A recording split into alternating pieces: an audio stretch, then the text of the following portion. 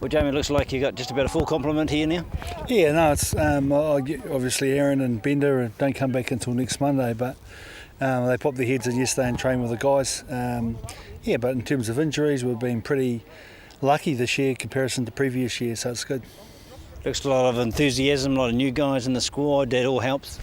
Yeah, well, you've got some younger guys here that's getting a taste of Super Rugby for the first time. You put that with mix that with a bit of experience. We've still got some good guys that have been around a bit, and Thorny and Chris King and others. So there's a good balance, I guess, of selection of the players that we've got here.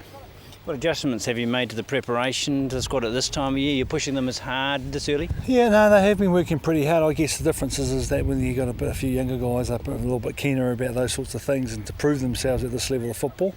But yeah, we're coming into games next week in Queenstown. We've got our first one against the team that came second, and a pretty consistent team last year against the Brumbies. So we'll freshen up, give the legs a bit of a rest, and look forward to that match. Looks to be a lot of competition for a lot of places. Not too many guys can just front up thinking they're going to be in the first 15. No, I accept that. I mean, I think the players accept that. I mean, ideally it'd be we'll make our job selection-wise a little bit easier with good performances from some selected few. But in the first couple of games, everyone will get a run and an opportunity to play well. And they need to because of that competition. I see our internationals are back. How are they fitting back into the mould? No, everyone's been pretty good. I sort of can't fault their efforts, and in terms of the effort, the Highlanders have always given it 105%. I guess this year, there's a few question marks based on our performances last year, and because that's the goal for us as a team, and we want to change that perception around us. Let's look at the pre-season games. It's a different focus this year. A couple of Australian teams and some travel. So what we've found is, when I first did the job, 3 years ago, we played each other once, and now we're playing Kiwi teams twice. It's bloody difficult actually, physically. So, and therefore there's a reluctance to play pre-season games against each other. Financially, we're not in a position to be able to do this. But when we play the Blues in the first game, we play the Chiefs in the second game. So clearly we don't want to play each other another 2 times prior to that. So we'll have to travel for that.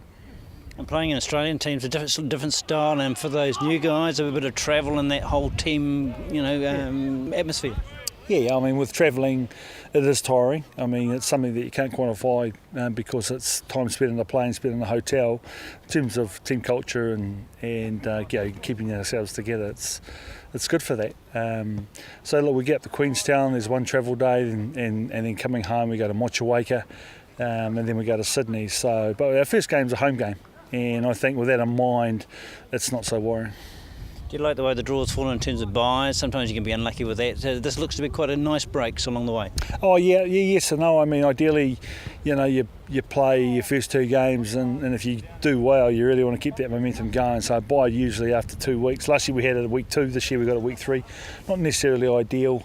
I guess as a coach, you just learn to roll with the punches a bit. You get given you don't have any say in terms of the draw, so it's just what it is. And it also depends what your injury status is. If you get a few early bumps, you might be grateful for it. Yeah. So, I mean, those are all uncontrollables. Don't tend to think about too much. What about where you are versus where you were 12 months ago? Do you measure that in terms of I'm a bit more comfortable now, a bit less comfortable? Oh, I'm a little bit wiser, yeah. Look, I accept, and the team accepts that, we underperformed last year with the calibre of players that we had.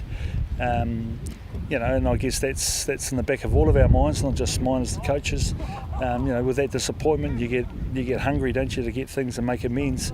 But it's a tough competition, we've been viewed as being quite a positive and had a positive results when we've come 8th or 9th. So I'm not sure how you measure that. I do know that this team will go out fighting. So, and we've got some exciting players, and time will tell, I guess. And in addition to the coaching is Tony Brown. What sort of responsibilities have you given him for the season? No, I mean, Brownie's been great. He's certainly complemented the other 2 coaches. He takes care of the attack side of things, which pretty much allows me to take care of, overlooking all of the coaches and looking after the forwards. Scott McLeod focused on the defence, having specialised coaches in those areas, and we take confidence that's the way to go. Crusaders made those changes last year and saw them improve.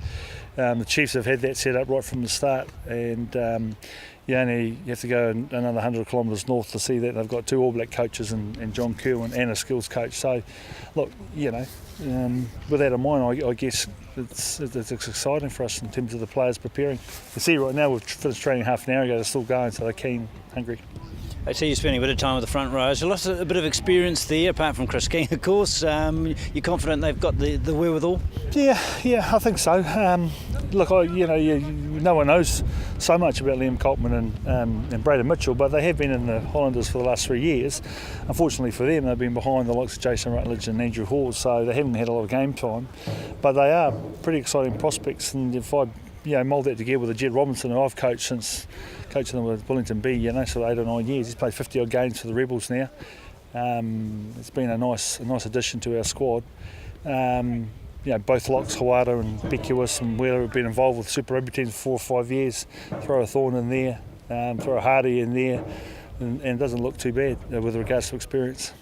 And to the outsider, someone like Liam Coltman's just what you want in terms of attitude. He seems to have everything up top. Yeah. So, I feel those players are ready and right to go for a good season. If they stay injury free and as a team we can gel quickly, then who knows what's around the corner. Do you think we'll see Elliot Dixon with a 7 at some stage, given the success for you? Yeah, look, I think we've got some quality 7s in John Hardy and Shane Christie, and to be fair to Lee Allen, who's a new addition of the wider training group, has been outstanding, shown a lot of leadership, a lot of confidence for a young man coming into a Super Rugby team.